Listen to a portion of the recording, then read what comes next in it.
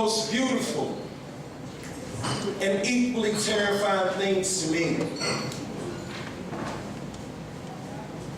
is being the father of two daughters in this 21st century, watching them both play and build sandcastles with their mother peacefully by the Atlantic Ocean.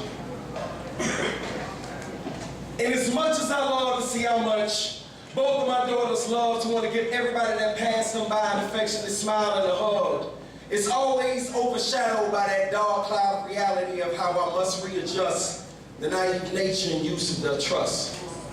How I must be that unconditionally loving father that properly prepares them both for the eventual bad days and tomorrows that will eventually show up with the many life users and abusers that endlessly hunt and follow us all through the valleys of the good people.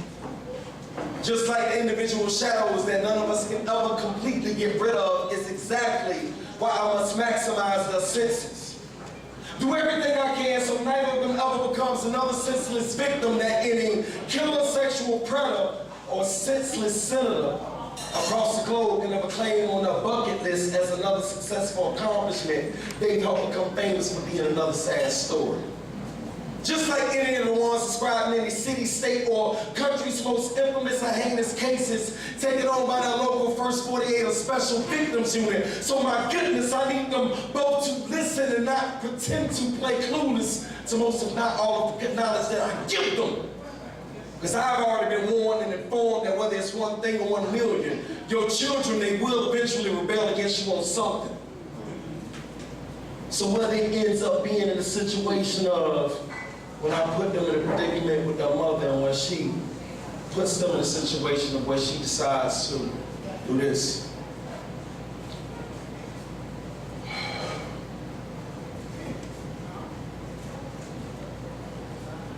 Whether it's a predicament of where their mother puts them in a position of where she loves them unconditionally until we put them down.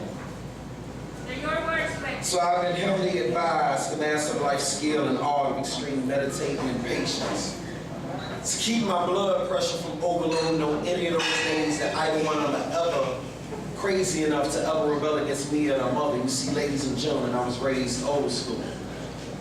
And though it's extremely early, while their mother slowly but surely teaches and raises them both from a positive woman's perspective of how they can best excel and garner respect for themselves as future global leading women, I as a father must slowly but surely teach and raise them both from a positive male's perspective of how a family properly sticks together whether we're rich or broke. How if it's possible for any man and it's possible for them both. You don't just settle for mediocre when others believe you won't.